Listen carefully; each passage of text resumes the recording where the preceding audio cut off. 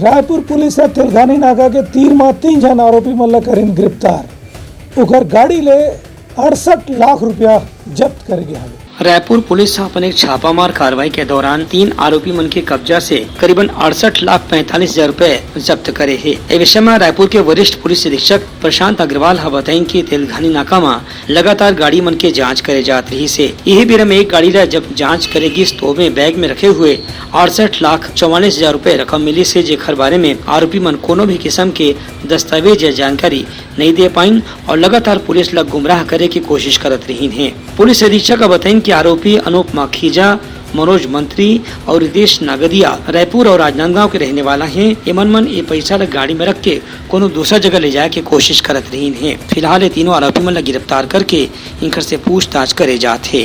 Bureau report, उत्तलंगा news.